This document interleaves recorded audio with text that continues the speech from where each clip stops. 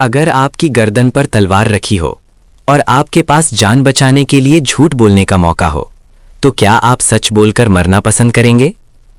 दुनिया में लोग दौलत कमाकर नाम बनाते हैं, लेकिन तारीख में एक हस्ती ऐसी गुजरी है जिसने अपनी दौलत लुटाकर और सिर्फ सच बोलकर चोरों और डाकुओं को भी औलिया अल्लाह बना दिया।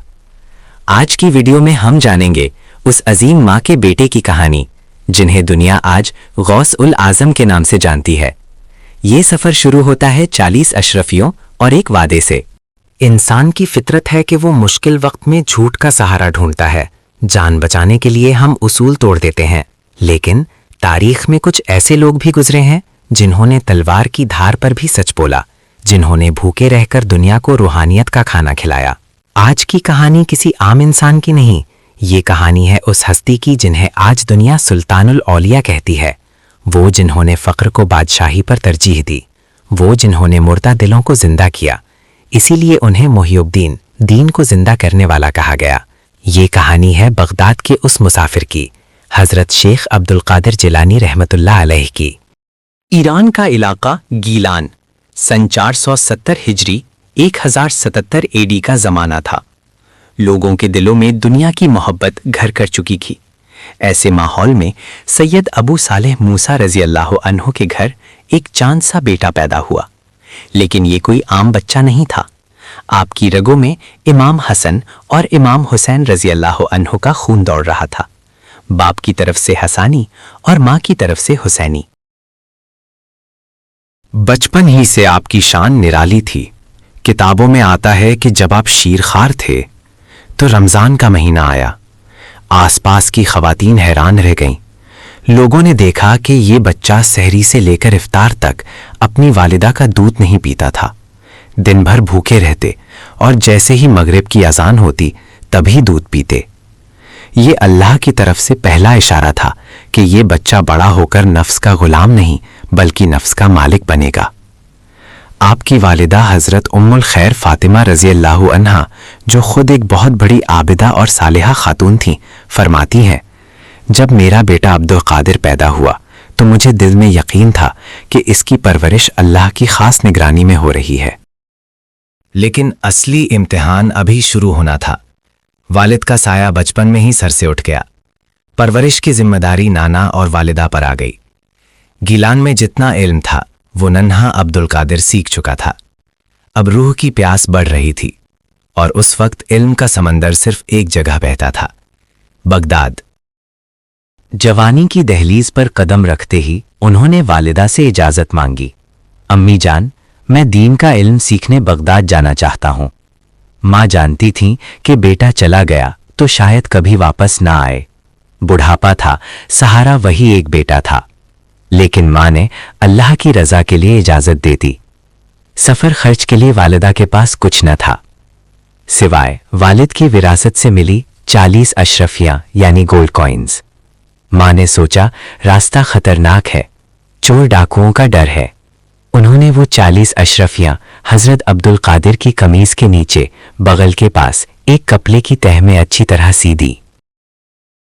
रुखसत करते वक्त उस अजीम माँ ने एक ऐसी नसीहत की जिसने तारीख का रुख मोड़ दिया। उन्होंने फरमाया, अब्दुल कादिर, मुझसे वादा करो, हालात चाहे कैसे भी हों, चाहे जान चली जाए, मगर जबान से कभी झूठ ना निकले। काफिला रवाना हुआ। हमादान के करीब पहुंचकर अचानक घोड़ों के टपों की आवाजें आईं, धूल उड़ी और देखते ही देखते 60 खूनख्वार डाकुओं ने काफिले को घेर लिया। चीखों पुकार शुरू हो गई। लुटेरे सबको लूट रहे थे। कोई कह रहा था मेरे पास कुछ नहीं, कोई झूठ बोलकर माल छुपा रहा था। एक तरफ एक नौजवान बिल्कुल खामोश पुरसुकून खड़ा था। एक डाकू उस नौजवान के पास आया और मजाक में पूछा, ओए फकीर, तेरे पास भी कुछ है? आपने पुरसुकून अंदाज में फरमाया, हाँ, मेरे पास 40 अशराफियां हैं। डाकू हंस पड़ा। उसे लगा ये लड़का मजाक कर रहा है या पागल है। वो आगे बढ़ गया। दूसरा डाकू आया, उसने भी यही पूछा। जवाब फिर वही मिला, हाँ, 40 अशराफियां हैं। बात डाकुओं के सरदार तक पहुंची। सरदार ने उस नौजवान को तलब किया। सरदार ने गौर से देखा और कहा, सब अपनी जान बचाने के लिए झूठ बोल रहे हैं, तुम कहते हो तुम्हारे पास सोना है, कहाँ है? हजरत अब्दुल कादिर जिलानी रदियल्लाहु अन्हु ने फरमाया, मेरी कमीज की सिलाई उधेड़ कर देखो। जब सिलाई खोली गई तो सुनहरी अशराफियां जमीन पर गिरने लगीं। सरदार सन्नाटे में आ गया। उसने हैरत से पूछा, नौजवान, तुम्हें पता था कि हम लूट लेंगे? तुम चाहते तो चुप रह सकते थे, हमें पता भी ना चलता। किस चीज ने तुम्हें सच बोलने पर मजबूर किया? हजरत अब्दुल कादिर जिलानी रदियल्लाहु अन्हु की आंखों में आंसू आ गए। फरमाया, जब मैं घर से निकला था तो मेरी माँ ने मुझसे वादा लिया था कि बेटा कभी झूठ मत बोलना। मैं चंद सिक्कों के लिए अपनी माँ से किया वादा कैसे तोड़ देता। ये सुनना था कि डाकुओं के सरदार का दिल पिघल गया। वो शख्स जो लोगों के गले काटता था, उसकी आंखों से आंसू जारी हो गए। उसने कहा, तुमने अपनी माँ का वादा नहीं तोड़ा और एक मैं हूं जो सारी जिंदगी अपने रब का वादा तोड़ता रहा हूं। उसी वक्त सरदार ने तलवार फेंक दी। उसके साथ 60 डाकुओं ने भी तौबा की। ये हजरत गौसुल आजम की पहली करामत थी कि आपके सच ने डाकुओं को औलिया बना दिया।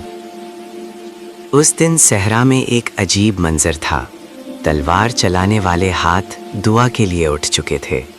हजरत अब्दुल कादिर जिलानी रदियल्लाहु अन्हु के एक सच ने 60 डाकुओं की तकदीर बदल दी थी।